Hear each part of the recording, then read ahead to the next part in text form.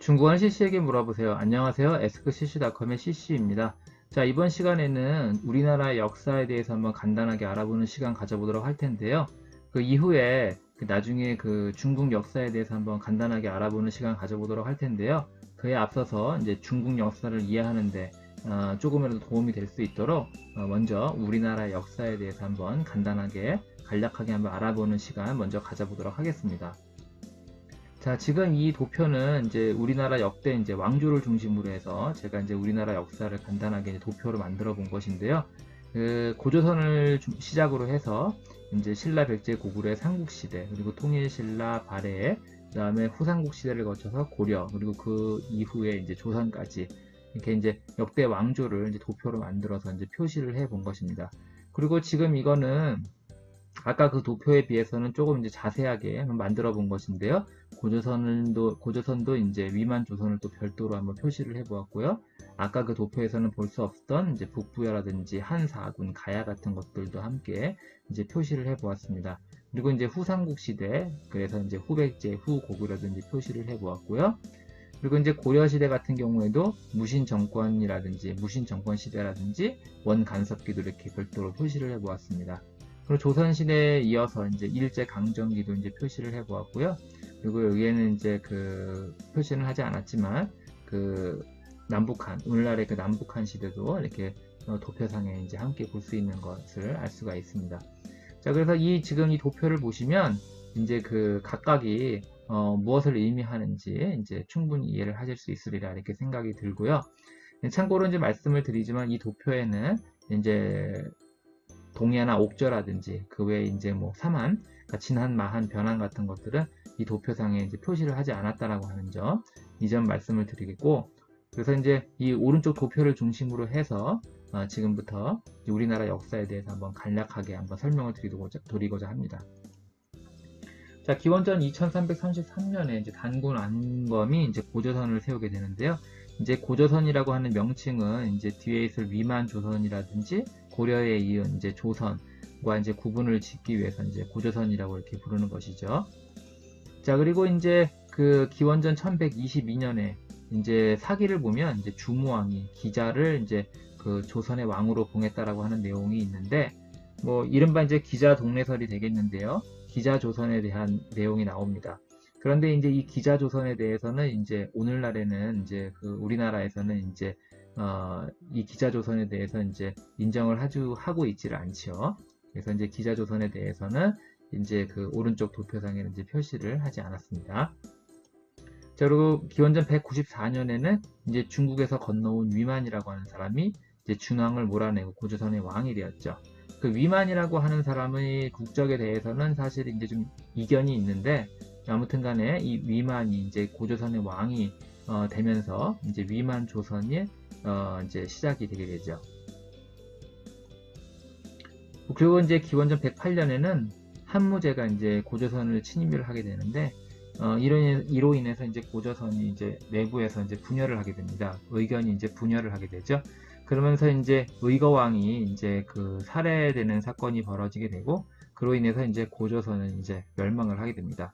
그러면서 이제 한나라는 그 고조선의 땅에 낙랑, 임둔, 현도, 진번에 이제 4군을 설치를 하게 되는데, 임둔, 현도, 진번에 이제 3군은 세 곳은 이제 곧 사라지게 되지만, 이제 낙랑은 비교적 긴 세월 동안 이제 남아있게 되죠. 기원전 59년에는 이제 해모수가 북부여를 세우게 되고요. 기원전 57년에는 박혁거세가 설화벌, 뭐 사로곡이라고도 하는데 설화벌을 이제 세우게 됩니다. 그리고 기원전 37년에는 동명성왕인 고주몽이 이제 고구려를 세우게 되고요. 그리고 기원전 18년에는 온조왕이 백제를 세우게 됩니다.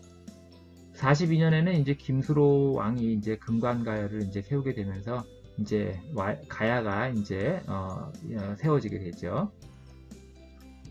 313년에는 이제 미천왕의 고구려가 이제 낙랑군을 몰아내게 됩니다. 그 아까 말씀드렸던 한사군 중에서 최후까지 남아 있었던 그 낙랑군을 이제 몰아내면서 이제 한사군이 이제 종말을 맞게 되는 것이죠.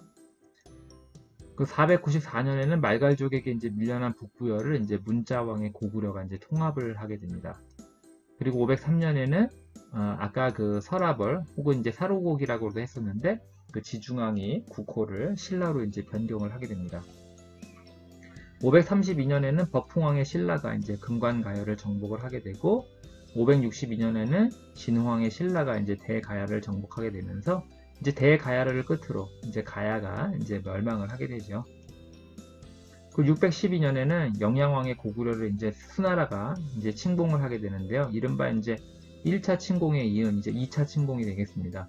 그 을지문덕이 이제 이 침공을 이제 살수, 그러니까 이제 청천강에서 이제 그 물리치게 되는데요. 이른바 이제 살수 대첩이 되겠습니다.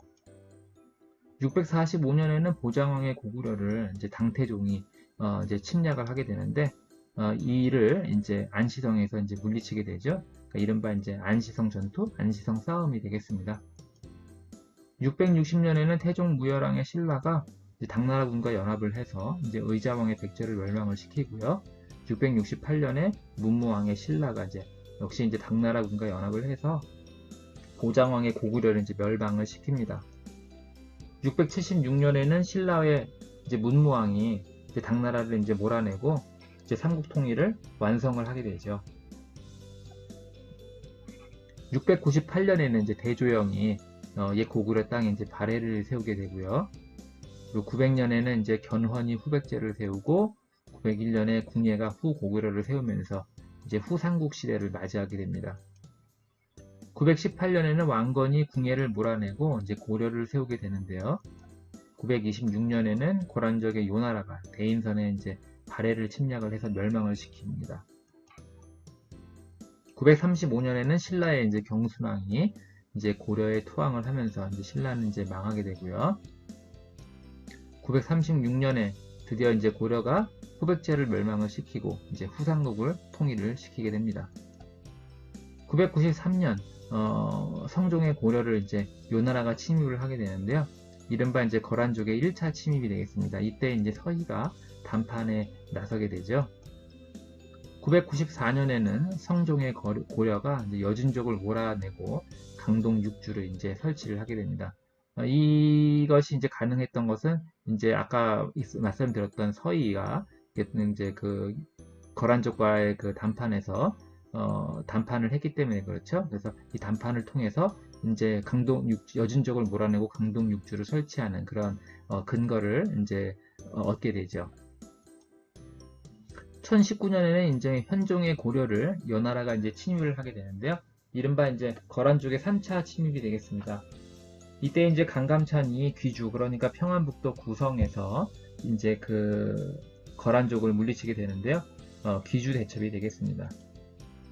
1107년에는 윤관이 이제 여진족을 정벌을 하고 이제 동북 구성을 설치를 하게 되는데, 예, 동북 구성은 이제 곧 돌려주게 되죠.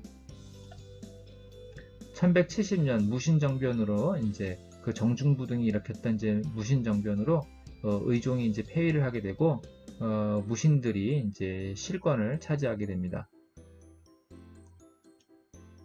1231년에는 고종의 고려를 이제 몽골이 침입을 하게 됩니다. 이때는 아직 이제 원나라로 이제 개명을 하는 그런 개명을 하기 전인데요. 그래서 몽골이 이제 고종의 고려를 이제 침입을 하게 되고 침략을 하게 되고요.